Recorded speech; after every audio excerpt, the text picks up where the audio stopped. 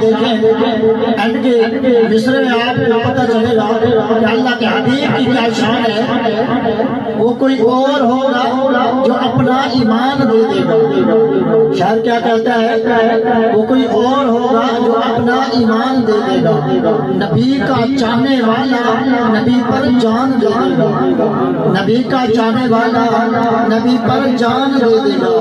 یقین آ جائے گا تم کو تلاوت کر کے دیکھو. یقین آ جائے گا تم کو تلاوت کر کے دیکھو. محمد کون ہے اس کا پتہ قرآن میں دے دے. محمد کون ہے اس کا پتہ قرآن دے دے گا. یہ اللہ پاک کے حبیب کی شان. وہ مشکلوں کو مشکل میں ڈال دیتا ہے.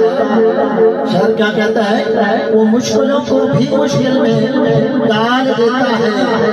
یہ ہے اللہ پاک کے حبیب کی شان. بات ہو رہی ہے آپ ہر مصرے پر سبحان اللہ کہہ کر چلے. ہمارے اسٹیج پر جلوہ گر ہے حضرت علامہ و مولانا قاری محمد فیضان رضا قادری صاحب. وہ یہ نہ سمجھے کہ جس محفل پاک کے اندر میں تشریف لایا ہوں وہاں کے لوگ مایوس کر رہے ہیں ہم کو.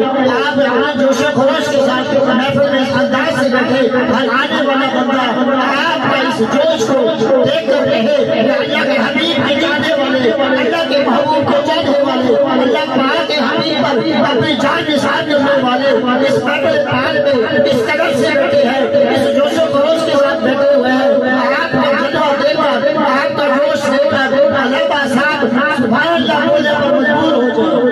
اب میں جب دوسرا شعر پڑھوں گا پھر دیکھوں گا آپ کا جس کا جس قدر ہے. وہ مشکلوں کو بھی مشکل میں ڈال دیتا ہے. شعر کیا کہتا ہے؟ وہ مشکلوں کے بھی مشکل میں ڈال دیتا ہے. جو ڈوبتا ہوا سورج نکال دیتا ہے. جو مشکلوں کو بھی مشکل میں ڈال دیتا ہے. جو ڈوبتا ہوا سورج نکال دیتا ہے. میری ماں نے بتایا تھا, میری ماں نے بتایا تھا ہم کو بچپن میں, کیا میری ماں نے بتایا تھا ہم کو بچپن میں نبی کا ذکر تو مصیبت کو ڈال دیتا ہے. نبی کا ذکر تو مصیبت کو ڈال دیتا ہے.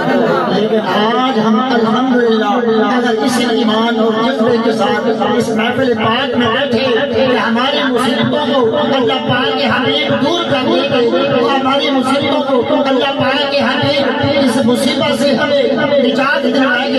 میں یقین سے کہتا ہوں اللہ پاک کے حبیب فرماتے ہیں جو میں نے آپ کو پہلے بھی عرض کی ہے, جو اللہ پاک کے حبیب اور اس کے محبوب کی محفل میں بیٹھتا ہے, اللہ پاک فرماتا ہے گویا یہ جنت کے اس ٹکڑے میں بیٹھے ہیں جو بروز قیامت جنت میں